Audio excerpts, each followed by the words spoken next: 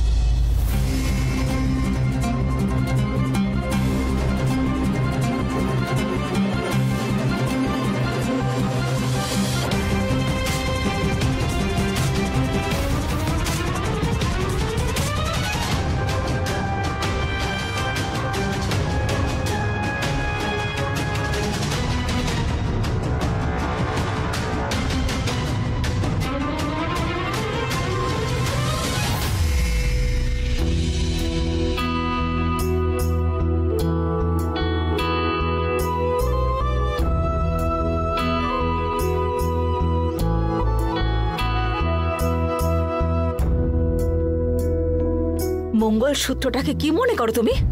হ্যাঁ,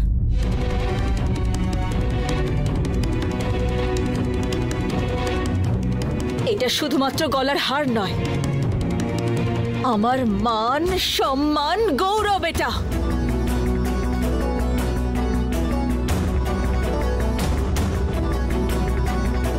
তুমি আমাকে এটা পরিয়েছো ঠিকই, কিন্তু এটা খুলে নেওয়ার কোনো অধিকার কিন্তু তোমার নেই।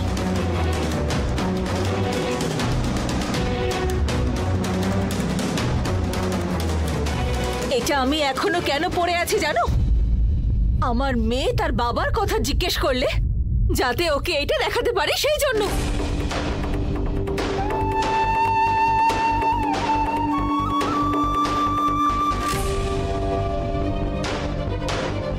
মা, তোমার যখন বাবাকেই দরকার নেই, তাহলে বাবার দেওয়ার মঙ্গলসূত্রের কি দরকার? ওটা খুলে দিয়ে দাও। আরে এই এই এই এই পাকা বুড়ি একটা, সবকিছু তোর জন্যই হচ্ছে। সবকিছু যে তুই প্ল্যান করেছিস আমি ভালো করে জানি। তুই প্ল্যান করে ওকে কল করে এখানে ডেকেছিস, তাই তো? হ্যাঁ, আমি ডেকেছি, তাতে কি হয়েছে? তোকে কিন্তু আমি। কমলা মা,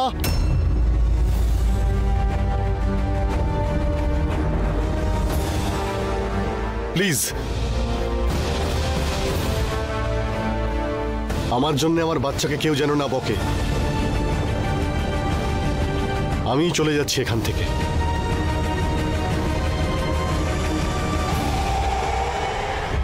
বাবা এসো, তুমি যেখানে থাকবে আমিও সেখানেই থাকবো। আয়, তুই কেন থাকতে যাবি ওই লোকটার সঙ্গে? আমার এখানে থাকতে ইচ্ছা করছে না, তাই আমি বাবার সাথেই থাকবো।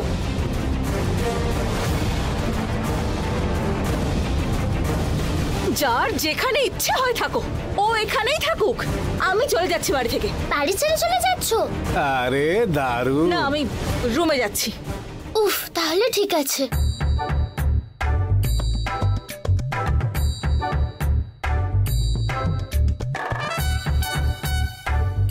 সোনা প্লিজ, আমি চলে যাচ্ছি। বাবা, মা তো এক্ষুনি বললো যে তুমি এখানে থাকো, আমি চলে যাচ্ছি। ও এসব রেগে বলছে সোনা। রেগে বললে তো মা মঙ্গলসূত্র খুলে দিত। খুলে দিল কি? না তো, মা এখনো তোমায় ভালোবাসে। আচ্ছা, তুমি একটু ঘোরো ঘোরো ঘোরো।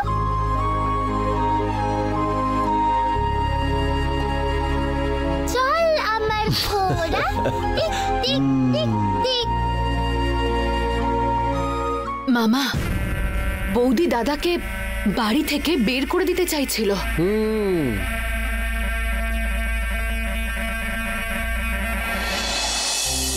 কমলা মা, এই মেয়ে কিন্তু খুব চালাক। চল আমার ঘোড়া, টিক টিক টিক। চল আমার ঘোড়া। Tick tick tick. মামা, পুচকেটা কিন্তু ভীষণ চালাক। আরে না, বুঝলি, কাল বিকেল বেলা আমি সালমান খানের বিবি নাম্বার 1 দেখছিলাম। ওখানের ক্লাইম্যাক্স সিনটা এইখানে দেখাচ্ছে মেয়েটা। মেয়েটা দিন দিন বেড়েই চলেছে।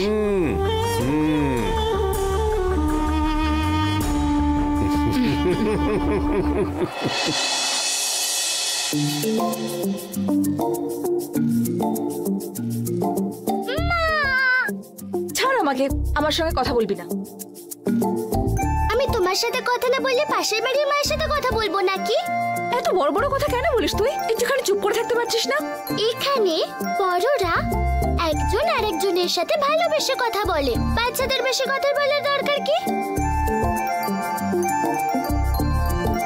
তোমার থেকে তো দেখছি বাবাই ভালো, আমি যা বলি তাই শোনে। আরে এইভাবে দেখো না, আমার কিন্তু ভয় করছে। তোর তোর আমাকে দেখে ভয় করছে? আচ্ছা মানলাম। ও, তোমার কর্তা বাড়ি এসেছেন তো? খবর নিয়েছো তিনি কেমন আছেন? তুই আছিস তো পাকা বুড়ি, যা গিয়ে খোঁজ নে। ব্যানার্জি গ্রুপ অফ কোম্পানি আমাদের 15 কোটি টাকা পেমেন্ট দেওয়ার কথা ছিল, কিন্তু ঘোরা ছিল। আমি গিয়ে চেকটা এনেছি।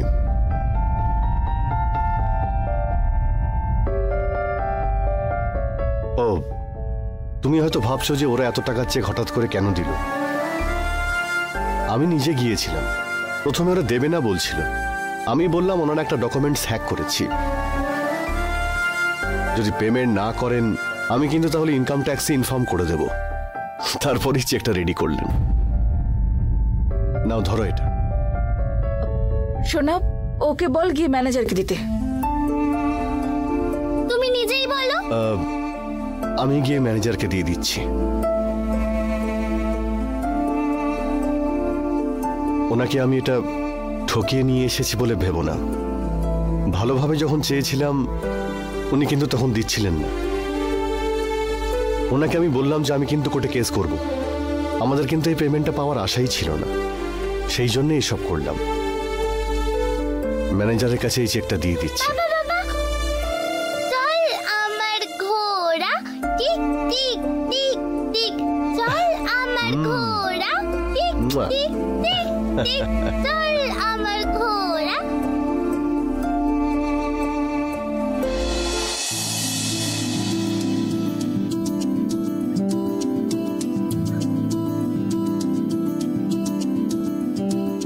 Hello mister Shiva. হ্যাঁ ম্যাডাম বলুন। ওই যে ব্যানার্জি এন্ড সন্সে 15 কোটি টাকার চেক আসার কথা ছিল। হ্যাঁ madam.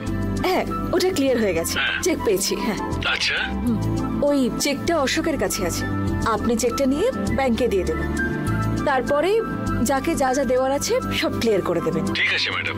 Okay, thank you. Thank you madam.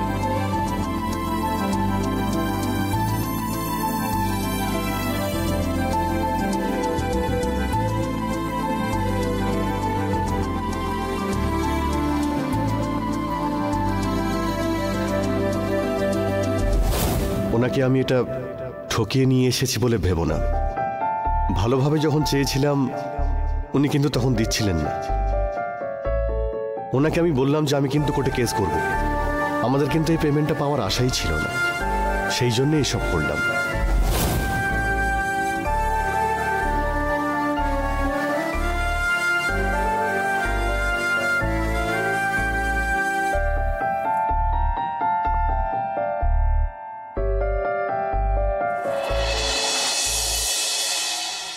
কমলা মা, দাদা তো বাড়ি ফিরে এসেছে।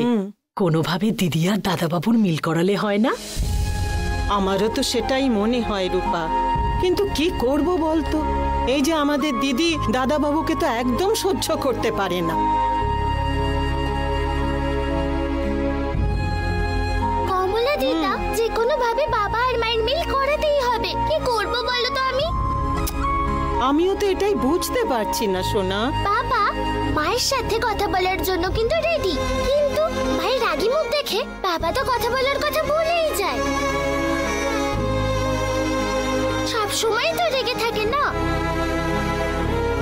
দেখ মা, এই বাড়িতে দিদি একমাত্র তোর কথা ছাড়া আমাদের কারোর কথা শোনে না।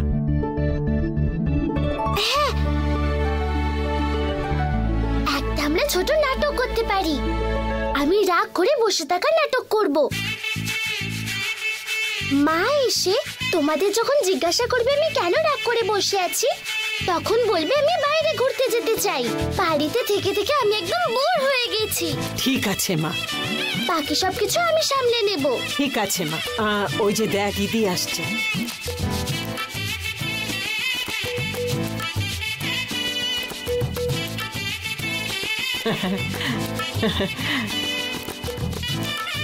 কি হলো কমলা মা, আমাদের ড্রামা কুইন এখানে মুখ ফুলিয়ে বসে আছে যে? এই দেখো, ও নাকি বাড়িতে বসে বসে বোর হয়ে গেছে। কোথাও বাইরে ঘুরে এলে ভালো হয়। বাড়িতে থাকলে যত সমস্যা আর যত টেনশন। মায়ের কত কষ্ট হয় এই কথাও বলছিল। কি আর করব কমলা মা, প্রবলেম আসলে সেগুলো তো ফেস করতেই হবে বলো। এই ঝুট ঝামেলা থেকে দূরে কিছুদিনের জন্য তোমরা ঘুরে এলে ভালো হয়। ঠিক আছে, প্যাক করে সবাই রেডি হয়ে যাও, আমাদের ফার্ম হাউস আছে তো, ঘুরে আসি। আমরা সবাই মিলে গেলে কি করে হবে? বাড়িতে কে থাকবে? তোমরা একসাথে ঘুরে এসো। তাহলে কারা কারা যাবে? এই তো তুমি, দুর্গা আর দাদাবাবু, এই তিনজনে। কে যাবে? ওর সাথে আমি যাব ঘুরতে? ইম্পসিবল।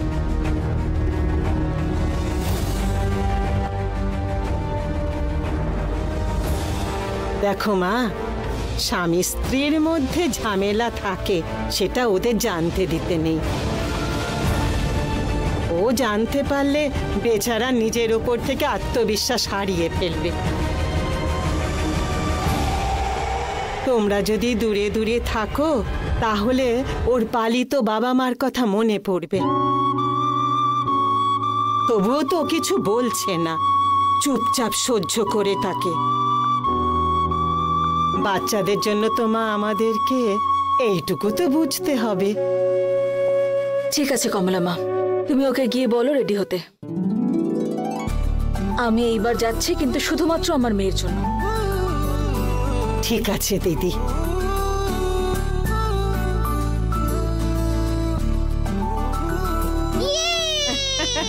I love you, কমলা দিদা। না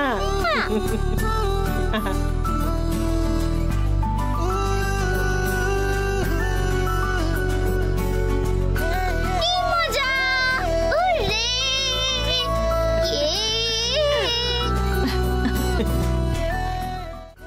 কি মজা! উরে!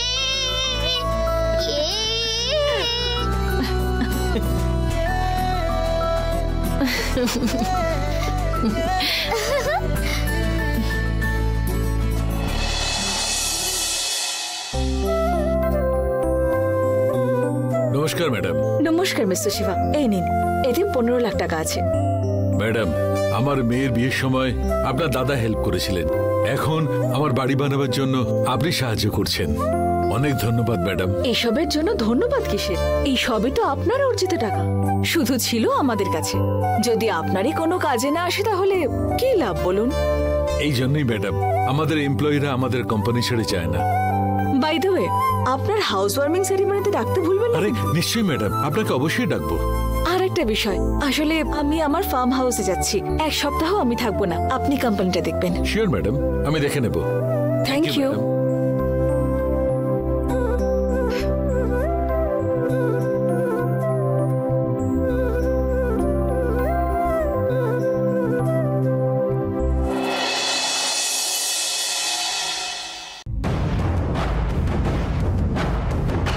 সায়ন বাবু,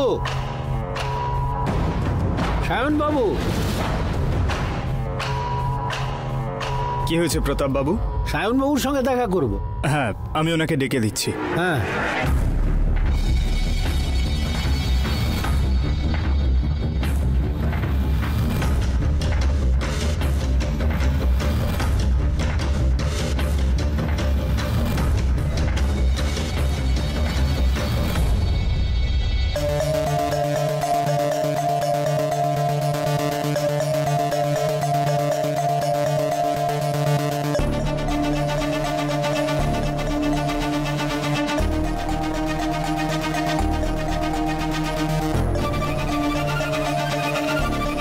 বস, প্রতাপ বাবু আপনার সঙ্গে দেখা করতে এসেছেন।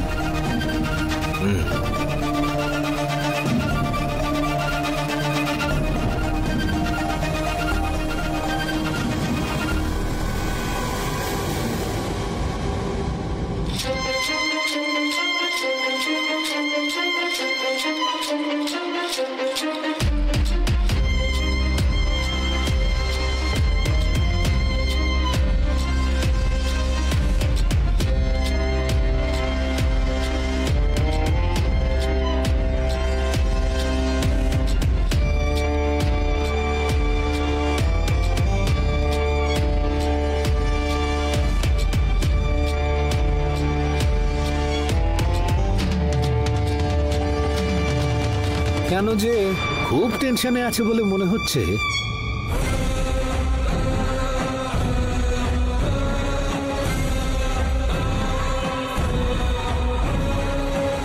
কি হয়েছে প্রতাপ বাবু, এখানে কেন এসেছেন? আপনাকে দেখে মনে হচ্ছে খুব টেনশনে আছেন। টেনশন সব ওই বলটার উপরে বার করে দিচ্ছেন। এখন যে বিষয়টা আমি আপনাকে বলবো, ওটা শোনার পরে টেনশনে হয়তো ল্যাপটপ, চেয়ার সবকিছু আপনি ভেঙে ফেলবেন।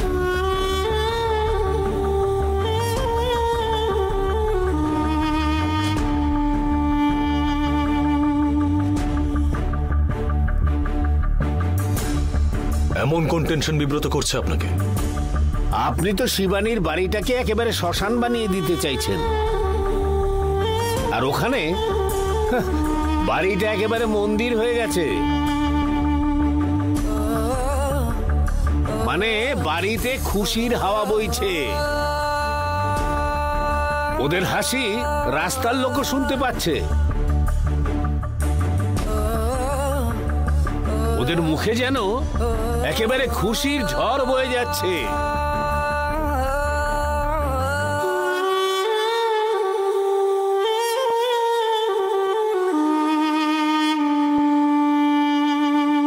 আর আপনি এখানে বসে বসে টেনশন ভোগ করছেন,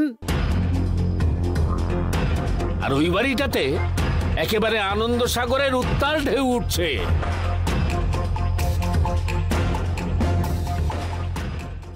আর আপনি এখানে বসে বসে টেনশন ভোগ করছেন, আর ওই বাড়িটাতে একেবারে আনন্দ সাগরের উত্তাল ঢেউ উঠছে।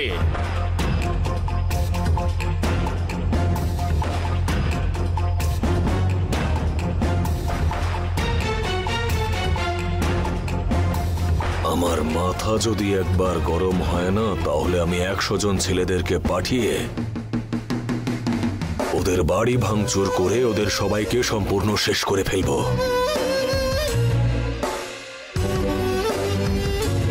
কোন বাড়িটাতে লোক পাঠাবেন সায়ন বাবু? ওই যে ওদের যে বাড়িটা আছে। ওরা এখন বাড়িতে থাকলে তো?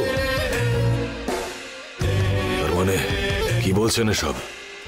আপনাকে টেনশন দিয়ে ওরা নিজেরা রিল্যাক্স করবার জন্য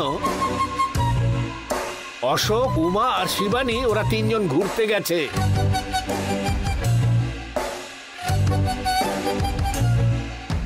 ঘুরতে গেছে? কোথায় গেছে ওরা?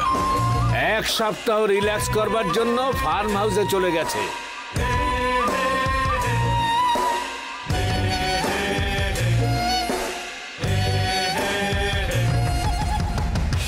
ওদের ভাগ্য খুব ভালো। আপনি যতই চেষ্টা করুন না কেন, কিচ্ছু হবে না। এটার জন্য আমাদের কিছু একটা করতে হবে। এ বিষয়ে আমার কাছে একটা আইডিয়া আছে।